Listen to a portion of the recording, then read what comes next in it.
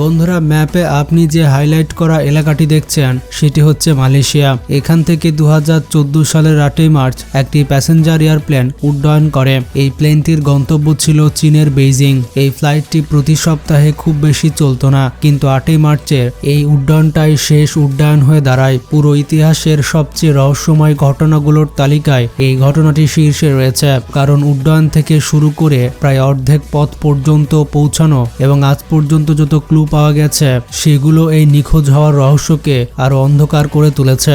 227 জন যাত্রী ও 12 জন crew member সহ এই প্লেনটি কোথায় হারিয়ে গেল আজও পর্যন্ত সেটি জানা যায়নি। এই প্লেনটিকে খুঁজে বের করার জন্য 7টি দেশ সর্বোচ্চ চেষ্টা চালায়, কিন্তু আজ 10 বছর পর এই প্লেন সম্পর্কে এমন একটি তথ্য সামনে এসেছে যা শুনে আপনি নিশ্চিতভাবে কনফিউজ হয়ে যাবেন। তবে প্লেনটি উড্ডয়নের আগে থেকে শুরু করে নিখোঁজ হওয়া পর্যন্ত এর সঙ্গে ঠিক কি কি ঘটেছিল চলুন সেটা জেনে নিই। মালয়েশিয়া থেকে বেইজিং পর্যন্ত যাতায়াত করত যে প্লেনটি, সেটি ছিল বোয়িং 777-200 মডেলের একটি যাত্রীবাহী বিমান। এটি ছিল মালয়েশিয়ান এয়ারলাইন্সের MH370 নামের প্লেন। সাধারণত এই ধরনের প্লেন দীর্ঘ দূরত্বের ভ্রমণের জন্য ব্যবহার করা হয়। 2014 সালের 8ই মার্চ রাতে প্রায় 10টার দিকেই প্লেনটিতে জ্বালানি ভরা হয়। প্লেনটিতে মোট 49,000 লিটার ফুয়েল নেওয়া হয়েছিল, যা দিয়ে টানা 7 ঘন্টা আকাশে ওড়া সম্ভব ছিল। কিন্তু মালয়েশিয়ার যে এয়ারপোর্ট থেকে এটি বেইজিং এর উদ্দেশ্যে রওনা দেওয়ার কথা ছিল,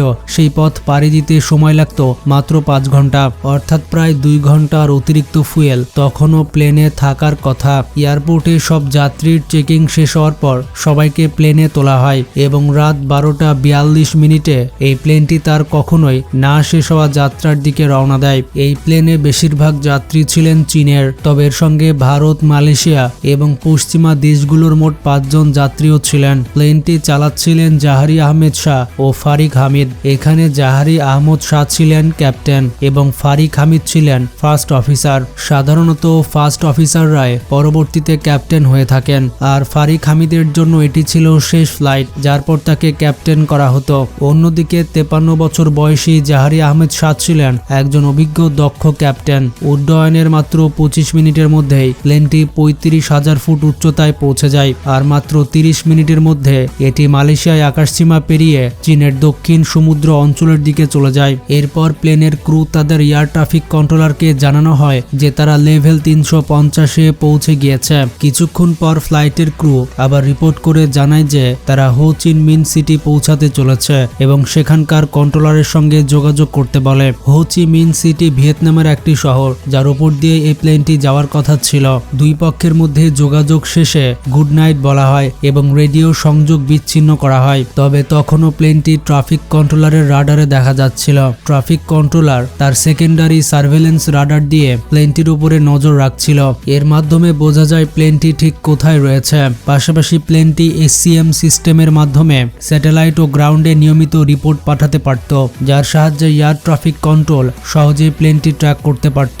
কিন্তু মাত্র কয়েক মিনিটের মধ্যেই প্লেনটি হঠাৎ করে সব রাডার থেকে গায়েব হয়ে যায়। ট্রাফিক কন্ট্রোল MH370 এর সঙ্গে যোগাযোগ করার চেষ্টা করে, কিন্তু কোনো সাড়া পাওয়া যায় না।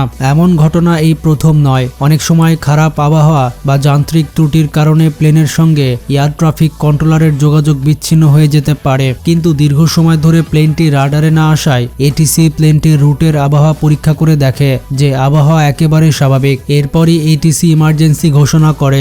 ইমার্জেন্সি ঘোষণা করার অর্থ হলো যত দ্রুত সম্ভব প্লেনের সম্ভাব্য অবস্থানে পৌঁছে নিশ্চিত হওয়া কোথাও প্লেনটি ক্র্যাশ করেছে কিনা বা কোনো বড় দুর্ঘটনা ঘটেছে কিনা। ইমার্জেন্সি ঘোষণার পর রাত প্রায় 1:30টার দিকে মালয়েশিয়া থেকে একটি সার্চ টিম প্লেনটি খুঁজতে বের হয়, কিন্তু কিছুই দেখা যাচ্ছিল না, কারণ যেখানে প্লেনটির সঙ্গে যোগাযোগ বিচ্ছিন্ন হয়েছিল সেটি ছিল একটি সমুদ্র এলাকা যার নাম গাড়ি। সার্চ টিম পুরো রাত খোঁজ চালায়, কিন্তু প্লেনের কোনো চিহ্ন পাওয়া যায় না।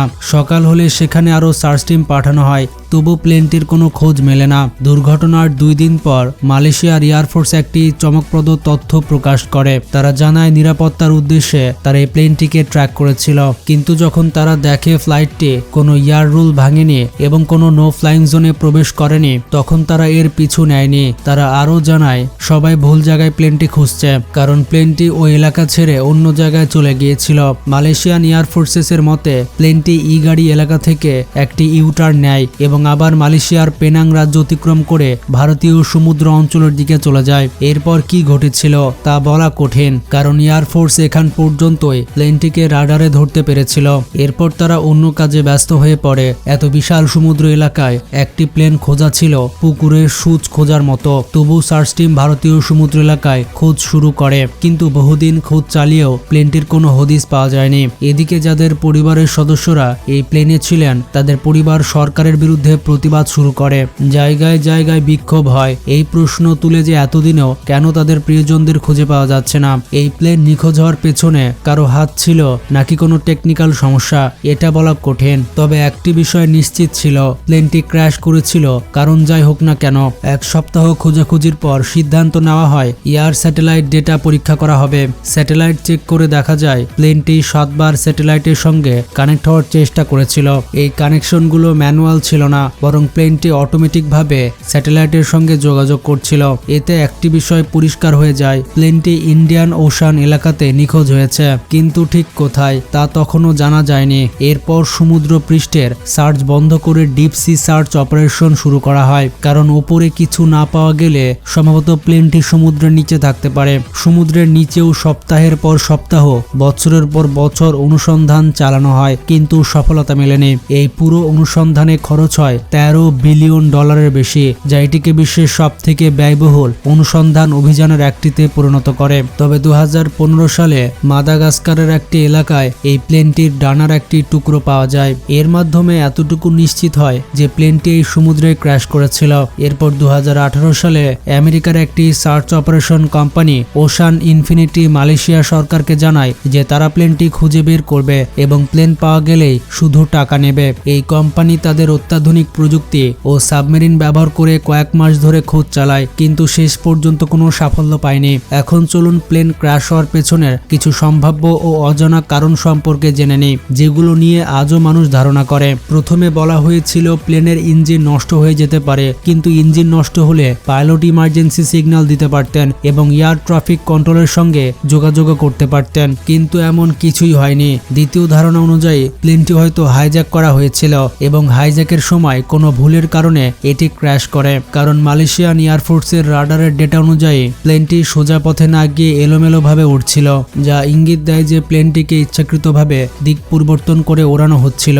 স্যাটেলাইটের ডেটা অনুযায়ী শেষবার প্লেনটি প্রায় 8:02 যোগাযোগ করেছিল। এর মানে প্লেনটি 7 ঘন্টার বেশি সময় ধরে উড়ছিল। এত দীর্ঘ সময় আকাশে থাকার পরও একবারের জন্য এটি কোনো এয়ার ট্রাফিক কন্ট্রোলের রাডারে ধরা পড়েনি, যা স্বাভাবিক নয়। অনেকে ধারণা করেন হয়তো কেউ প্লেনের ট্রান্সপন্ডার সিস্টেম বন্ধ করে দিয়েছিল, কিন্তু এটাও নিশ্চিত করে বলা যায় না, কারণ ট্রান্সপন্ডার থাকে পাইলটের নিয়ন্ত্রণে, আর ককপিটে ঢোকার আগে দরজা খুলতে হয়, যা পাইলট নিজেই খুলে থাকেন এবং দরজা খোলার আগে ককপিটের ক্যামেরা দেখেই সিদ্ধান্ত নেন। তবে কিছু ক্লু থেকে ধারণা করা হয় যে পাইলট ইচ্ছাকৃতভাবে ট্রান্সপন্ডার বন্ধ করেছিলেন। ট্রান্সপন্ডার বন্ধ হওয়ার আগে ডেটা বিশ্লেষণ করে এমন ইঙ্গিত পাওয়া যায়, কিছু মানুষের মতে পাইলট হয়তো মানসিক ভারসাম্য নষ্ট হয়ে গিয়েছিল।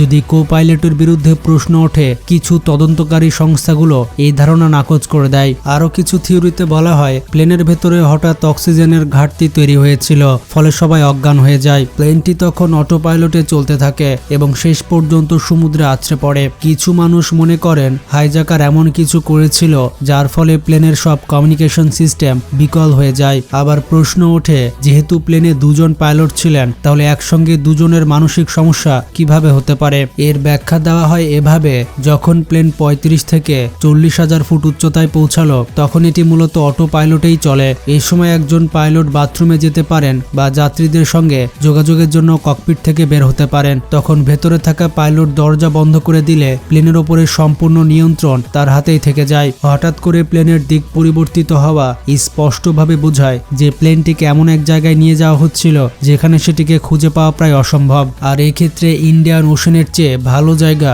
আর হতেই পারে না, কারণ সামনে এগুলো হয়তো প্লেনটি অন্য কোনো দেশের রাডারে ধরা পড়ে যেত। তবে এগুলো সবাই অনুমান করে, হতেও পারে আবার নাও হতে পারে। 2022 সালে একজন এরোস্পেস ইঞ্জিনিয়ার রিচার্ড গ্রোফে দাবি করেন যে প্লেনটি অস্ট্রেলিয়া থেকে প্রায় 2000 কিলোমিটার দূরে সমুদ্রের 4 কিলোমিটার গভীরে রয়েছে। তিনি এই দাবি করেন তার রেডিও ওয়েভ প্রযুক্তি ব্যবহার করে।